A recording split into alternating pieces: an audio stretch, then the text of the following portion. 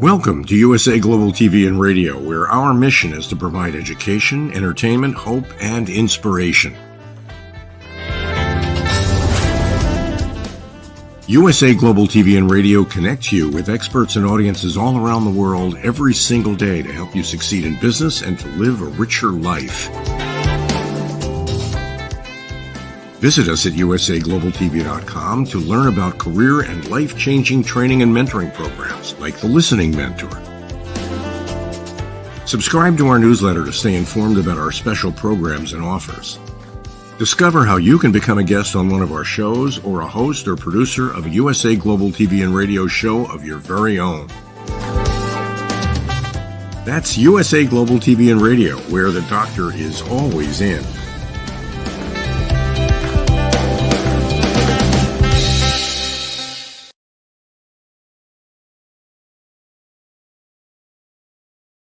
Hello, everyone. Good morning, good afternoon, good evening. Thank you so much for joining us here at USA Global TV and Radio. We provide world-class education, entertainment, hope, and inspiration. And in 2024, this is our year where we help you, the entrepreneur, sell your vision. To learn more, contact us at usaglobaltv.com.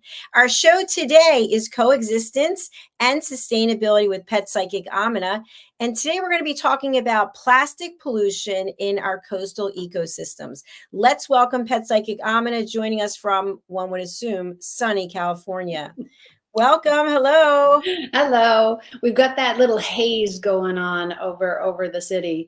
If you don't know, you specifically have heard me talk about, we're in a valley. We're technically in a valley. So it kind of gets all trapped here on the hills of other side of each of us, but it's beautiful. It's a great day. If anybody wants to do photography, this is the God-given filter. Go out and take lots of pictures if you get the clouds. Fantastic. Well, thanks so much for sharing that. As always, we have new people joining us all the time. We're on 10 different platforms right now. I want to say hello to our friends joining us on Instagram as well. Can you share with us, how does a pet psychic like yourself, you're a professional speaker, you're a professional trainer, you've had a lot of experience across many industries. How does that align with coexistence and sustainability? I'm also a first responder. Certified, all that AED, all the respiration, all that type of stuff. Spend a lot of time learning how to make sure that I know not only how to bandage somebody up, but I can also get your heart restarted and it won't be yelling at you. I've seen those in the commercials. It's not a thing. What I want everybody to take away from anything that we talk about is that there's so much we can do positive and looking forward. I'm very, very fortunate to have been a fifth child with my parents, and my mother made sure that whatever her children were interested in, she made that happen. And that's when I was 11. I have a picture. One of these days I'll get it off the shelf and bring it over. I have a picture of me holding a bird of prey. And that's pretty unusual. It's not something most 11-year-olds get to do, but I continued to study animals and be around them and not just talk to the dogs and the cats. And then I got a college education to round it out, worked in a vet clinic so that I could help people in a much broader way. And wherever you find yourself with your pet, are we talking end of life? Are we talking, finances? There's so many, sadly, when the economy tanks, people really struggle to be able to feed their pets. And so we come up with strategies and hopefully ways to get by and keep those pets in your life, because it truly is great mental health, gets you out, especially if you've got a dog or a horse or something that says, hey, I need to be taken for a walk. The cat's not so much. Thank you, Pet Psychic AMINAH. I mentioned to you backstage that I saw an article somewhere about plastic bags in the state of New Jersey. And I've lived in New Jersey on and off. And I was there when they started the plastic bag ban. That's hard to say numerous times. And what was interesting is that you had to bring your own bag, or they could use paper bags, but Right. many of the products going into these alternatives were plastic. Were in plastic. So it's just like, hello. So it seems like it goes all the way, obviously, to the manufacturers and getting them on board. Yeah, and we all know what this really is. It's about the money. The money. It's about the money. And what I really love is that in the last, and let's be conservative, and I'd love to hear your input on it too, and what you see on your side of, the US. I'm on California and you're on this side, is just when something becomes not just a fad, but also becomes ingrained. And so many of us are either saving our plastic bags until they, disintegrate because we've used them so many times, which is a great thing, as opposed to just tossing them. And let me tell you now, if you decide to recycle your plastic bags, which I hope you do, and not all cities do that, but hopefully you can, either way, please, please, please cut them in small pieces. Cut the handles, cut the bag, cut all of it. Dr. Jacalyn, do you have any idea why I am stressing that you cut up the plastic bags? They're going to be used for something else. They're I'd easy to get rid of. And some places are investigating doing that. If they melt them down and do this, because they do that with the recyclables. And you don't get a 7-Up Coke can and take it to the recycle center and then they rinse it out and fill it back up. It has to be recycled, and they can't do that with the metals. The bags are just depending on the cities. Now, every city has a different budget. Every city has a different outlook. So you have to go with that. We have people still that, of course, are smoking, 900 packs a day, and they're like, that's okay, I'm going to die anyway. Yeah, you're just going to die more painfully now. But, and it's like, you are an adult, you get to decide. But I want to encourage you, and you and I both know that's what we're doing here on this platform, is encouraging people to think about something first and foremost a different way. And then hopefully you'll change the way you're doing it by cutting up the plastic bags, whatever your plastic bag is. It's a wrapper around the food or over the bag, or you're carrying actual groceries in a plastic bag. And that's what the store gave you. It will save birds' lives, because believe it or not all dumps are covered. There's a ton of places where it's just a big old field way out of town and if you ever go to the dump, there's lots of treasures to be had, I'm sure, still, but there's birds there, there's squirrels there, there's wildlife there rummaging through all the food stuff. Because if you put food in your bag, it still smells, or it still has a residue that the animal can smell.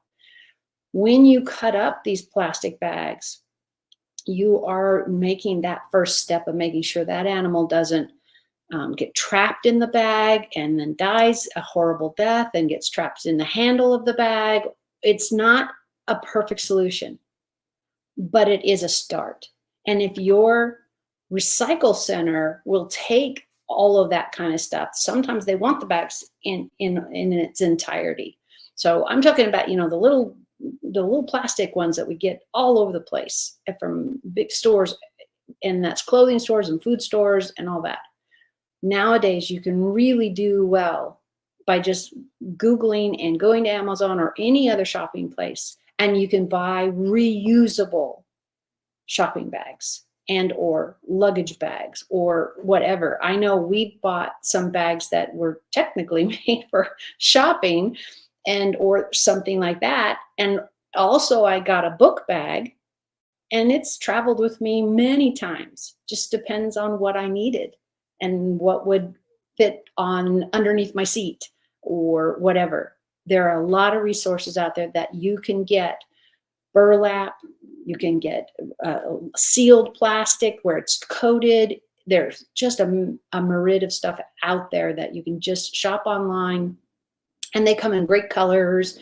I know when my kids and I were swimming a lot, I had the bag where you carried all the wet towels. So it had to survive the water. Anyways, there's just so many choices now. There absolutely are. And as you mentioned, our role here is to provide education. There's no judgment. People are going to do what it is they're going to do. Something that you said to me, maybe it was a year ago, really resonated with me. My mother used to drink a lot of Coca-Cola. That was her go-to. And the Coke came in those plastic rings. I don't even know what they're called. Right. And share the story about where that ended up and how it affected a creature. Wow. Yeah. Let's see. You fill in the spots for me because I know which one you're talking about. I don't know if I'll remember all the details. What happened is these are the days where it's all just dumped into landfills. Landfills, at some point, they bring a bulldozer a lot of times and they'll cover it with dirt. But that doesn't happen every day necessarily or every moment. There is a 6-pack of those rings.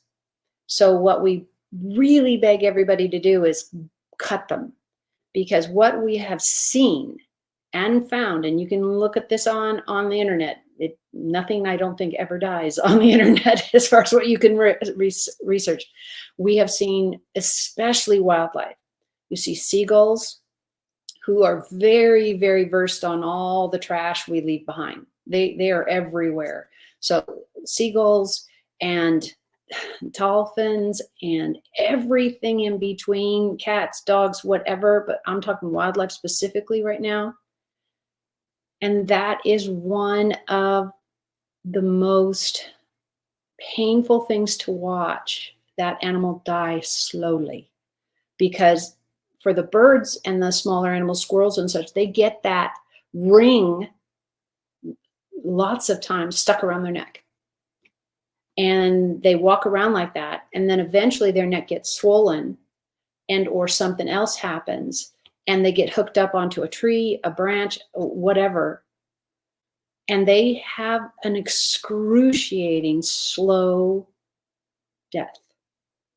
So imagine you're suffocating. I don't know about you. I've been places where I'm like, oh, wait a minute, this is too suffocating for me. I'm too close to the wall, or I got a blanket in my face and I got to get it off.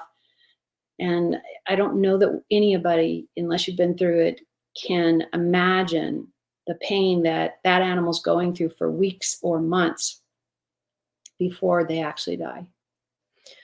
It's definitely very painful and it's very sad. And I think what we don't really take into consideration, I'm going to give an example that is not the same, but I think people can relate to it. When you are on the highway and the traffic is backed up because there's an accident, it could be backed up for miles. Right. So that accident takes place at one place, and then there's all this ripple effect that impacts the flow of traffic on both sides for a very long time. But we don't realize it if we're the first car, the second car. The further we get away, it's kind of like, so my point is this, that we have our trash, we have whatever products we're using in our home, and we decide we don't need it anymore, we're done using it, and then we just go, oh yeah, just throw it in the can, or I'll throw it here, I'll leave it on the sidewalk. You're going to take it out. If you drop it, it blows away. I just saw this the other day. I finally got my car washed, by the way, for the first time in 6 months, I'm embarrassed to say, because it's wastewater. I think it's just a waste of time, but I do know that you have to take care of your car. And there were some napkins in there that I was saving, and the guy at the car wash took them out and he just threw them in the wind. And I was just like, that's illegal. That literally is illegal in every state. Crazy. I don't know what he was doing. Did you ask him if he needed a head inner, check? No, there were a lot of people. I was kind of just shocked. Right in front of you? Right in front of me. I don't know. Wow, that's a lot of cheek. But so I don't even think that he realized that they're just going to start flying. He doesn't care. He doesn't care. Yeah, it was. I think we realize, because there's so many shows and notices by everything. Please put, how many times you get a little flyer or something as a picture of a trash can, and you putting something in the trash. They got pictures on the trash cans, and I don't think it's still working. But again, this is us showing that me, myself, and I are the only thing important, and I don't want to deal with these napkins, so I'm just gonna Oh, they'll blow somewhere. Somewhere, where do you think somewhere is? I hope it's your house, because that's what you just, oh, they'll biodegrade. Yeah, in 6 months, maybe, depending on what it is. Wow, I would have died. I would have died, and you're right. I would have wanted so badly to go up and say something to him. It was, yeah, it was like nothing I've ever seen. I just, woo, there we go. Let's just throw our, and Yeah. there was nothing wrong with those napkins. They were actually brown. They've been recycled. And I was saving them because my mom and I got them. I don't know where we went. And then all of a sudden they were out of the car, and that was the end of that. So people don't really think about what it is they're doing and how it's going to impact. Imagine if every single person did that. Even one napkin, everybody, like in one day, and there's just only 20 people at that thing. Or you go to a concert and you see all the crap, all the Cokes and Yes. whatever on the seats. And I'm thinking, you know how many trash cans these big events put out, and they actually rent them, because and again, a job I had and did events all the time. And it's just shocking to see the garbage left behind purposely. They literally, you know, ate half the hamburger or whatever, walked away and say, oh, somebody will pick it up. Okay, what's somebody's name? What hours do they work? Because I haven't met that one. Who is somebody? It's always somebody else. Well, guess what? If you decide to have children, please don't. If you're going to pollute too much, you might probably just send that on to your kids.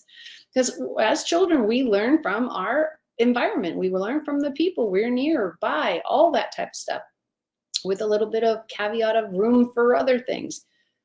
But if one person literally picked up one napkin a day, everybody doing something like that, can you imagine how clean the world would be, and how many animals would be thriving, and plants would be blooming, and weather wouldn't be global warming? Hello, we're living through the choices we've made. And it is one napkin at a time. Absolutely. So I just wanted to mention, I'd forgotten this. I'm just going to step over for a second and get something. Sure. I've written a children's book with a couple of people, and it's about ocean pollution. Neat. And what I just want to point out in here is that one of the little animals gets tied up in a fisherman's net. Oh, gosh. And is really, here it is. And if you can you Yep. see her in the net? Yeah. Yeah. So Lady Ella's called in to try to facilitate, but people don't really understand that things are going to keep blowing and blowing. Where are they going to end up? They're going to end up in the water probably. And there are creatures living in the water, and they're dependent on their environment. It's like if someone just started throwing trash inside your house, you open the door, they go, oh, hi, how do you like this? It have an impact on you. Yeah, it really, really does. And an impact is pretty much everything we do, and everywhere we go. You might think, oh, it's just a gum wrapper. Well, you don't know if 20 other gum wrapper leavers have just walked through that area. We are losing so many native birds and animals and trees and plants because of this. They either, and the wildlife are testing out all this new food we've left. And I can't tell you how many times the Fish and Wildlife and or the vets or your neighbors or something will go and have what's called a necropsy when it's an animal, the same as an autopsy in people, and they want to understand how this animal died or anything. And I can't tell you how many Coke can lids, the little pop top pieces, a piece of plastic, whatever, they're all in their body. They're all in their body because they can't process them. And so if you, for example, if you, let's say you had a beaded necklace and it broke, what a nightmare, right? And all the beads are all over the place. So many people would just say, walk away, and the dirt will take care of it. Well, maybe in 50 years, yeah, depending on what it's made out of. But how many animals will try it, test it, see if it's food, and then the one that really liked the texture of it or whatever, they feel their stomach, We have actual proof of animals in the wild and somebody finding them dead. And a lot of times they'll do a necropsy on them when they're like Fish and Wildlife or something, and saying, wait a minute, why are we all of a sudden seeing all these animals die? Squirrels, whatever, raccoons, whatever. And they'll do that necropsy, and they usually will see their gut, their stomach full of crap. And I mean, literally not poop, but the byproduct of our trash. It is crap. It's just, it doesn't have any purpose. But these animals lose their life because they cannot process it and they don't understand what it is. And maybe it still smells like the hamburger you had or whatever. Things like gum are even more lethal because they never biodegrade in your body. That's why people shouldn't swallow their gum either. But things like that are really, really death-defyingly killing a lot of things. Yes, excellent points as always. So obviously prevention is key. And in addition to that, we've had some people over the last couple of years, specifically from outside this country, who are actually working with fishermen and collecting waste and turning it into the recycling and turning it into furniture in some cases. Yep. It's really cool. Yep. And I've seen a few episodes on Shark Tank, not a paid spokesperson, where people came forward. They started these businesses to actually recycle what they've taken out of the ocean. It's really interesting. And you've got a boat, like a trolley boat, and they've got a net that they are skimming the ocean with. And this one gentleman, I saw his whole get-go, and it actually was a motorized type of netting, because they have to really be careful, because as you're cleaning all that debris, and they're getting it from about, I want to say conservatively, because I don't remember the details, but so this is around about 4 feet down to the top of the water, ocean, lakes, all of this kind of stuff. And they pull those nets, the same as when they were catching fish. They would pull those nets. Now they're trawling trash. Some municipalities are actually paying them or getting them, and they're doing the recycling, and there is money involved, because that's a lot of gas on a boat and a crew of at least 2 to 3 people, and then having the nets available.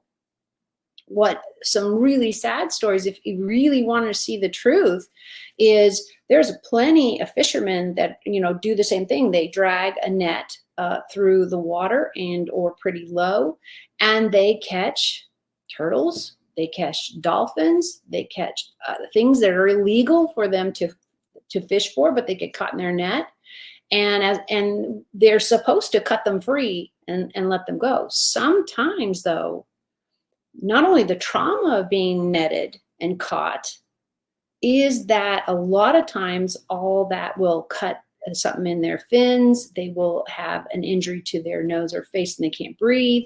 So it's not just one thing.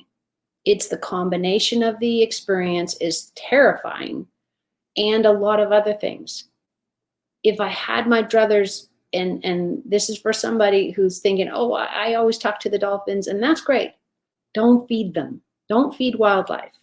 If you decide that it's been a really tough year and the drought is here and nobody's getting any food or anything because the plants didn't thrive or make the seed, then do it anonymously.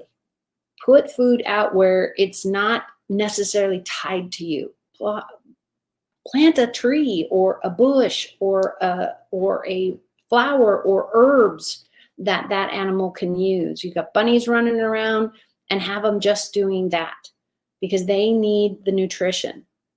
Where it becomes complicated is, again, when we're the fishermen going out to get the fish and our net breaks and we just leave it there at the bottom of the lake, ocean, wherever you're fishing. So many animals die from the waste we leave behind. And that is also nets and traps and things that we didn't go back and get. And the nature will take care of it. No, it won't. Not for at least 5 to 12 years, or depending on the material that you're talking about. Plastic? No. It's going to be around for a really long time. Metal cans, yep, going to be around for a really long time. Piece of paper, yeah, you might have some hope there. But what's on the paper? Has it got oil, fat, pin writing? Everything's up for grabs. Yes, I love what you shared there. And I just want to also elaborate on that. You know about the iguanas. I don't have to go into it, but in the front of the house, I notice as they have their little walkway that they cross Right. the roof. Well, they're defecating as they go. And so I've just decided to see what's going to happen with it. Nothing. It's still there. It's Yeah. just more of it. And so I have to go out and get rid of it, which how do you get rid of it? That's another thing. Yeah, and for what the animal you're talking about, and the same is true. Sorry, itchy nose. Mhm. And those types of things, I would really suggest is, now yours is a lot more slushy and gooey, and if I remember iguana poo, it's kind of juicy, like birds. So you can't necessarily use a scoop. And that would be really great. I don't know if it would work with your plants as far as the topography you have and the weather you have. So have you looked into hosing it down every day? I mean, yeah, it's a lot of work, but it's better than stepping in it, I guess. Have you tried any of those?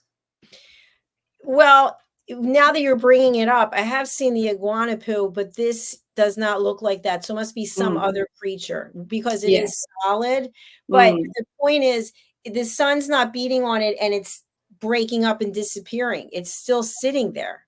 So Mm. that's what I think people don't understand, that and that's another thing, as I mentioned, we have these dog waste centers, Right. and they've got plastic bags. Yep. On a pole that looks like, the first time I saw it is like, I'm not on a golf course. Why does this look like a golf course thing? You know Right. how they put a place for to wash your ball, the Yes, golf yes, balls? yes. I'm thinking, why that doesn't look right. And then I got closer and went, oh, bag there, and now I hope no one is doing non-biodegradable bags. They've got them for your litter. They've got them for your cats and dogs. You can carry them with. When my daughter and I would go for a walk, of course, her dog came with us. And we always had a little pat thing up that hooked to our belt. And we were all set, ready to go. And we threw them away, the first trash can we saw. So, it's called being prepared. And luckily, with our cats, they're all indoors. And I'm the one who cleans the box up 2 or 3 times a day because I don't like the idea of my cats stepping in it and they're walking around our house. So everybody's got to do their comfort zone. What we're trying to also get through is it's necessary in public, out amongst the trees.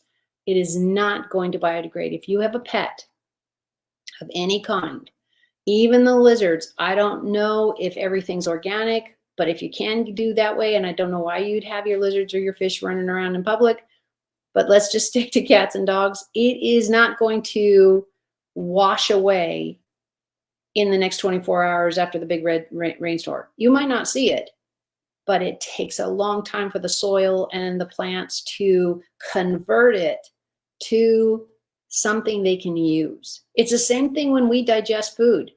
I don't know about you, but if I'm having whatever, a salad or something, my body doesn't go, oh, yay, here comes salad. And immediately I have a bunch of new energy.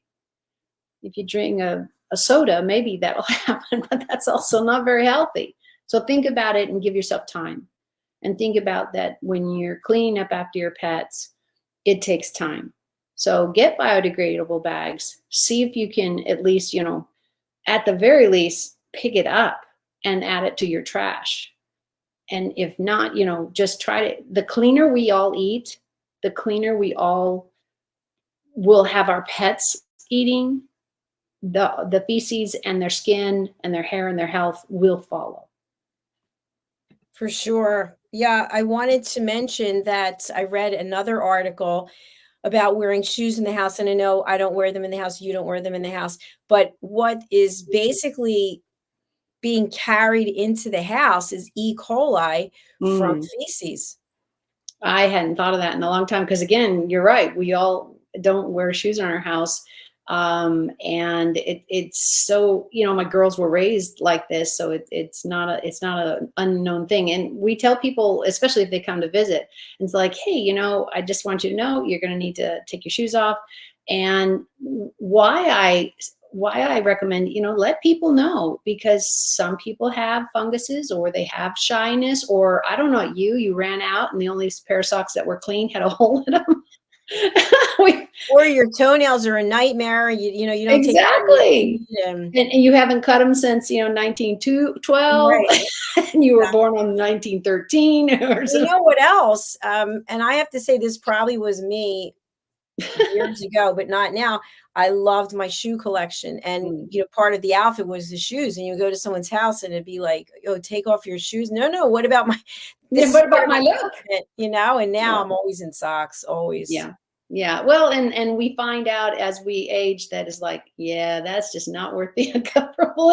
And I tried that because I was in 4-H, and we were modeling, making clothes and the sewing things, and then modeling. And my mom had me doing that from the time I was about 4, and doing a couple other things for some stores. So I understand, okay, I'm now dressed for this occasion and this occasion, and I look like this. But at some point you go, can I just wear shorts and some flip-flops? And they're like, no, no, because you have to do all this. So accommodating, why I give so many possibilities of ways to comfortably do all of this. What we know about humanity is, if you don't make it simple, nobody's going to do it. And recycling today is seriously simple. They have places that'll come. I know here in California, they will come and get your recycles, especially if you're elderly and that type of stuff. Some of the clubs will use that as a fundraiser. If you can't get the cans to them, they'll come get it from you. So look into these things. If you're like, oh, but I'm never going to take it to the recycle center, but your neighbor might.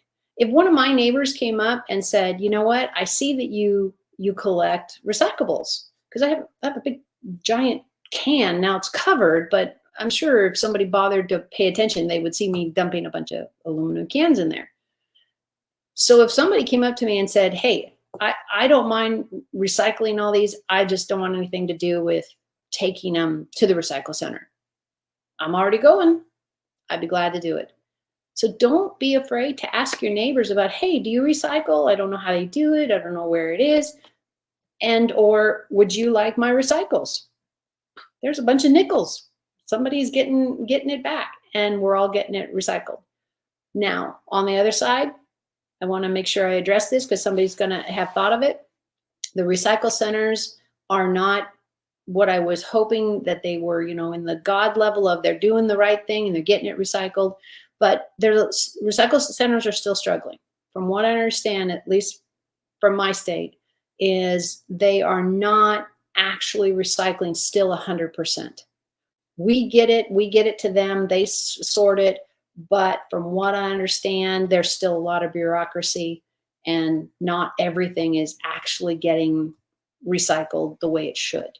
So we've got things to do. But can you imagine if all of us start recycling? Guess what happens?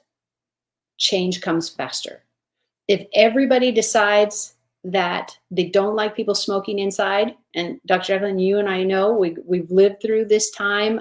Neither of us smoke, and it's like, why do I have to go to this place, Because when I was growing up, you could go to the library and somebody could smoke, and you go to the doctor's office, they could smoke. Everybody did. It really drove me crazy because I couldn't stand the smell. Nowadays, you can't do any of that because things changed. People stopped smoking as much, or it was less acceptable. Recycling has to follow this type of thing because we're still dealing with people. So make it easier for yourself if it's difficult to get things done. For me, I have a really giant old trash can where the city has trash cans specifically for our neighborhoods. So I have this big green trash can that just sits around. Well, I fill it with all the recycles, and it fits in the back of our car. the lid clamps down and stays locked in. And every time I fill that up in another container, it all goes to the recycle center. And then we do, my friends and I, or my daughter and I, we then like splurge on a expensive dinner or something like that we wouldn't normally do. And it's only me. My daughter's not, doesn't take that time to do that kind of thing. And that's okay. You only need one person to get the cans and have them picked up. It's really that simple. All nice and neat and a little bow, a little. I hope so, because you and I both know nobody's going to do it if it's difficult. Yeah, it's true. And something else I just wanted to mention, if you think about it, we've read these stories or seen them where someone puts a note in a bottle, literally in one country, and it's found somewhere else. That just goes to show you how things can move from one part of the world to another. That's perfect. I haven't thought about that in a long time. I remember it was very batty in the 40s and 60s, and I'm not even talking about pirate days. If that's true, because I only saw it in movies. And where they're putting notes in bottles or the map to the treasure and how many TV shows for that one. But your point is so true, is so spot on. Thank you for enlightening us. That was perfect. Yeah, so I think what I really want people to kind of take away is that in our own little world, in our own little space, we think it has no impact on humanity and on planet Earth, etc. Right. But it truly does. And right. I'll give the last example, and I'm not bringing up the iguanas again, but I am, because they're not native to here. Someone brought them here. Yep. And so brought one, brought two, and then they multiplied and so on and so forth. And so what we do as humans has consequences to this planet. And that's what we're here bringing this information. So what would you say are some good tips, some thoughts that you had for people if they are interested in changing their behavior, but they just don't know exactly what to do? I'm going to repeat what I've said is pretty much on anything you want to change. Let's say you want to eat more organic, but you don't like organic food, or you think you don't, or you haven't tried it all, or you wanted to learn to play piano, but you get tired. Whatever new thing you want to do, you want to go for more walks and start that with your health. Drink more water. Pick something. It's irrelevant to my example, I hope, is just try it. Do it once.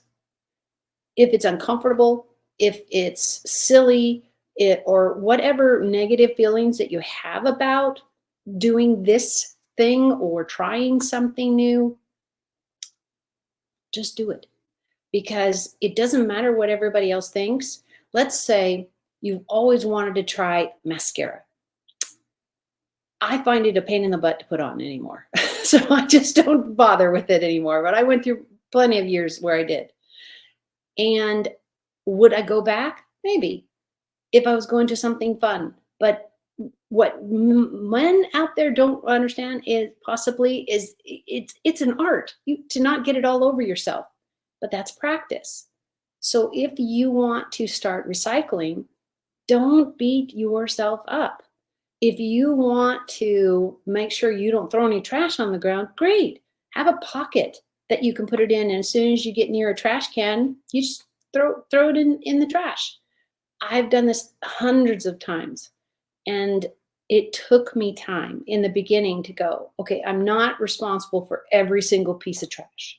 I do not need to pick it all up. And I tend to be a little overzealous sometimes. But start where you can be. Start and be kind to yourself, and know that starting a new thing, if that's drinking more water, taking longer walks, calling your mom on more than just Mother's Day, talking to your siblings more than on their birthdays, whatever the change that you feel is really positive in your life. And for me, picking up trash is part of that, because now I know that one piece of paper, which could have just fallen out of somebody's pocket. So I don't quantify about how the trash got there, because believe it or not, When the trash man comes and I see 5 of our neighbors, our garages face each other, so all our trash cans are out there, and there's trash floating from when the trash man dumped it. That's not his fault or her fault or the mechanism. Sometimes the wind is just heavy, but that also means that I'm going to go out and go pick it up because I don't want it to be there. We don't have to be responsible for everything. I'm trying to give you a broad look at the small things will become so vital to the animal that didn't choke on something that had food scraps on it. And God forbid it was made out of foil or something, and they got it choked down and it killed them. And it would have been a slow, horrible death. Birds eating things that aren't worms and things that aren't in nature. If you've never seen an animal eat human food on a regular basis, and I'm not talking about the organic stuff that's made for the dogs and all that, but wildlife, and their feathers, their fur, whatever, they look off. I've seen a wild animal actually look greasy, and we couldn't figure out why until I started being able to sit outside and then watch the animal while I was working or looking out the window, and found out he was dumpster diving, and he was always attracted to the fast food, the greasy stuff, the cheese, all of that kind of stuff. So it really, really helps if you have a lid on your trash. Does it sometimes blow away when the trash man puts it up in the big jar? Yeah, that's what I do. I go out when I go to put the trash can, hiccups, put it away. I also go pick up what it is. I put it in the trash or the recycle, go wash my hand, and on with my day. It's literally that simple, as long as we get out of our own heads. But don't beat yourself up if you want to start small. Start somewhere. Because can you imagine, Dr. Jacalyn, if we got 20 people and they all sent me a picture, I hope you do, bridgingworlds.us, and that's my website, and show me, and we all celebrate each other. I will put together a post with pictures of whatever you send me. It doesn't have to be of you. It could be your hand picking up litter, and you to give us this city and state, or at least the state, but I'd love to see everybody from all over. That would be so cool. And if you do this, if you pick up even one piece of trash and you send me a picture of you doing it, and I don't have to have a head, I can see your email or wherever it's coming from, I will give a 15-minute reading and help with training with your pet for free. That's amazing, Pet How's Psycho. that? That's Motivation. Yes, thank you. That's amazing. It's a great way to close out this episode. Thank you. We have your contact information, especially for people on the audio platforms who might be listening to this now or later. Please go to bridgingworlds.us and on Facebook, Bridging Worlds. You can also find Pet Psychic AMINAH on LinkedIn. So thank you again for being here. Thank you for sharing this space with me about plastic pollution and coastal ecosystems. We'll look forward to seeing you again next Friday, everyone. Absolutely. Go to our YouTube channel, USA Global TV and Radio, and subscribe. Bye. Absolutely. Now. Take Bye, care. everybody. Bye.